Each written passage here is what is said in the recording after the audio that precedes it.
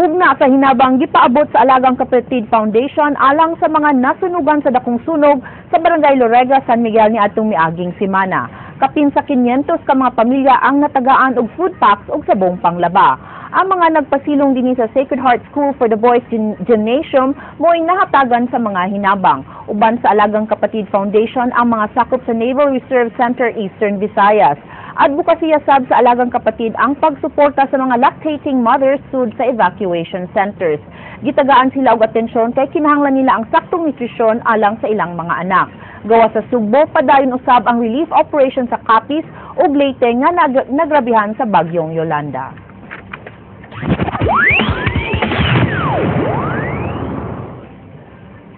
Wa pa diay mahuman ang issue sa graduation sa Talisay City College kay posibleng dunay kining part 2 tungod sa usa ka pahibaw nga gisuwat sa bulletin board sa maong tunghaan. Si Mayor Johnny V. De Los Reyes nga wa dayon masayod sa maong kalambuan, mipadayag na si Dr. Paulo Esconiete na sab ang mo-officiate sa maong graduation kung mahinayon man gani. Leslie Caminada Vistil, Suginlini. Naglibog si Jovelito Baculi usa sa mga migraduar sa kursong Industrial Technology sa Talisay City College kagahapon tungod ining pahibaw nga dunay himuong laing graduation sa maong tunghaan karong Marso 31. Uy, klaro, naglibog, hindi ko ayos tanan. Naglibog, hindi ko ayos after damihan. Gawas kang Jovelito, nahinganghang uban pang kapin 700 ka mga migraduar kagahapon. Si Mayor Johnny V. De Los Reyes mi padayag nga wa siya masayod sa mong kalihukan apan nakadungog siya og taho kalabot niini. Gingong dunay mga tinunan nga wa pa makapasok kagahapon kay wa kuno kini makabayad sa graduation fees. Mato ni Mayor JVR nga kun ugaling dunay moduol kaniya og mangayog tabang sa huhungihong sa TCC graduation part 2, andam ang Talisay City Government nga mutabang sa wala pa makagraduate. Kaya naman ko ambot lang ako na mahibaw anak ko ng mga pipila ka mga estudyante nga willing gid sa 31.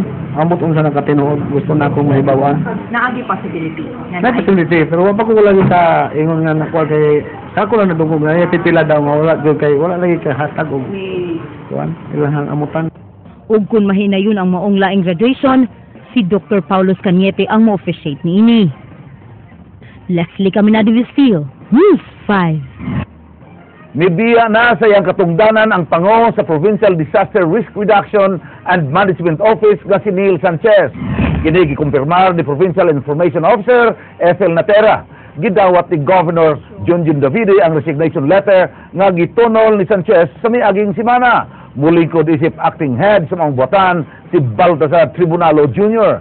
Siya mausab ang nangu sa Task Force Paglig-on nga gitahasan sa rehabilitasyon sa mga lugar sa lalawigan nga naigo sa kalamidad.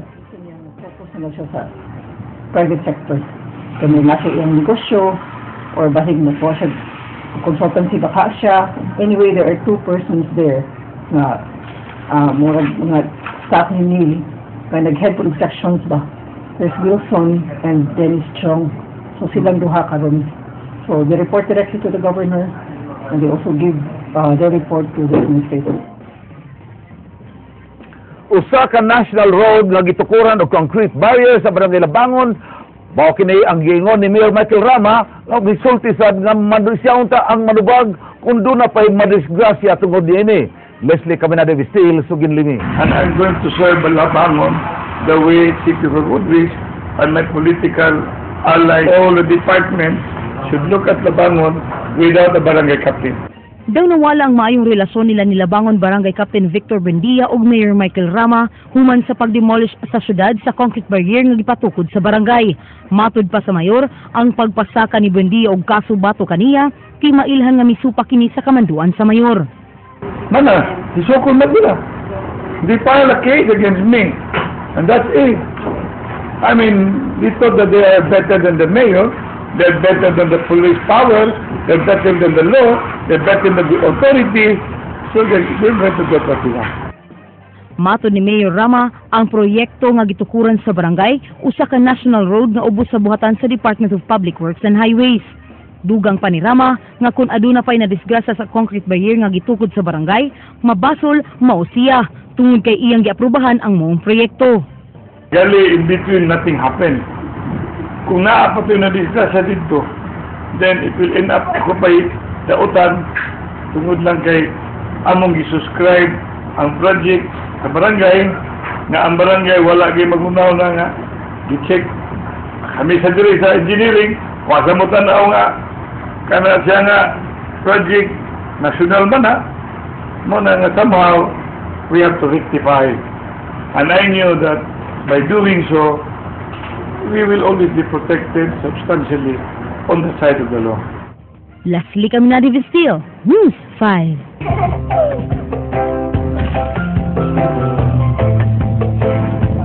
Opisyal nang gideklara kagahapon sa Pag-asa nga nagsugod na ang summer season dungan sa pagkahanaw sa hanging amihan.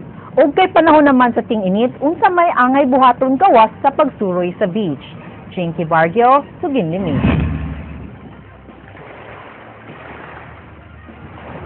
Kadaghanan kanato ang pagligo sa dagat mo'y definition sa summer. Alang sa kasayuran sa tanan nga karong panahona, dili lang dagat ang mahimo nimong adtuan.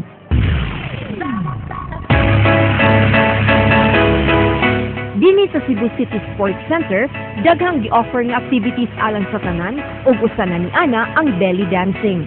Puno sa mga babaeng chubby ug sexy kining aerobics room alang sa buot mag belly dancing sama ni Vanessa. Kinsa kaniadto mitimbang og 205 pounds. Apan tungod sa determinasyon nga muniwang, karon 130 pounds na lang siya, human ang kapin sa usa ka tuig nga pagsayaw. Alang niya, importanteng muniwang aron mosamot ang self-esteem. Wala lang, nakarealize lang ko na lain siya tanaw na tambo kayo.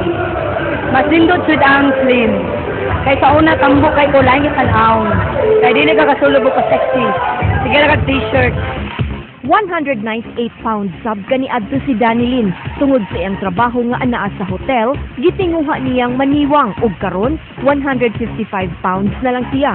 Human ang usa ka tuig ug tulo ka buwan nga pagkiay-kiay. The main reason, just for healthy purposes and as well as beauty purposes only. Just to gain my normal weight and my ideal weight. Matod sa belly dancing instructor, dakong hagit alang nila ang magtudlo og sayaw labi na sa first-timers. Ito siya in the sense that you have to get to know your students since you'll be dealing with different kind of personalities, then different age levels. So you have to know na you also have to dance according sa different pace bitaw. Kining belly dancing usa lang kini siya sa mamahimo ninyong pwedeng himuon karong summer aron mahimo kitang physically fit. Apan gawas ning belly dancing doon na kay dagang sports di pwede ninyong salmutan dinhi mismo sa Abiliana Sports Complex. Kung gusto kang ma-firm ang imong lawas, mahimo kang mag-bodybuilding sa ilang fitness gym. Kung mahilig kang mag-swimming, abli sab kanunay ang swimming pool sa sports complex. Mahimo sab kang mo-enroll sa dance sport. Kung ang imong hilig mo ang pagsayaw gawa sa Zumba. Ug syempre, abli alang sa tanan ang oval alang sa buot mag-jogging ug mag-walking. Jinky Barger, Miss 5. Sa di madugay, tukuro na sa siyudad sa Lapu-Lapu ang usa ka world-class nga skate park alang sa nga mahiligon sa skateboarding o longboarding. Ato sa groundbreaking ceremony kagahapon sa luna nga anaa kilid sa Hoop Dome sa Maong Dakbayan. Asa nga usa lang kini sa mga programa nga yang himo alang sa kabatan-onan aron malikay sila sa mga illegal nga binuhatan. Ang international champion sa longboarding nga si Dando Tongko mapasalamaton sa maong proyekto kay usa kini kapaagi nga magkahiusa ang tanang mahiligon sa maong sport. Dunay 1.3 million pesos ang budget alang sa maong proyekto.